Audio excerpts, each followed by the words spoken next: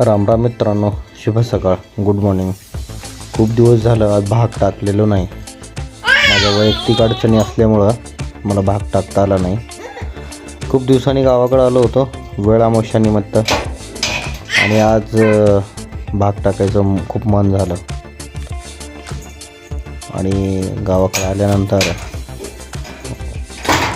गावाकडली खूप आनंददायी जीवन प्रणाली पाहिली आणि वेळ अमावस्याचं सर्वांनी आग्रहाचं आमंत्रण दिलं.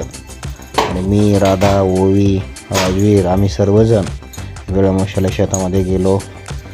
शेतामध्ये गेल्यानंतर मी आणि माझे मोठे बंधू आम्ही दोघांनी मिळून होलगे तालन पलगे आपलं रूढी परंपराने चालत आलेलं प्रथा परंपरा याचं पूर्ण पालन केलं. आणि त्यानंतर आम्ही सर्वजण मिळून जेवणाचा आनंद घेतला. भजी, भाकरी, रोडगा आणि लक्ष्मी मातेला पूजन दर्शन घेतलं. त्याच्यानंतर शेतातील थोडंसं काम होतं ते काम केलं.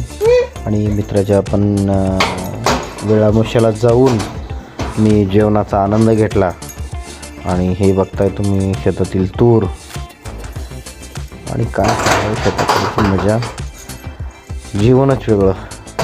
तर चला तर भेटू पुढल्या भागात. आजचा भाग 30वा. धन्यवाद.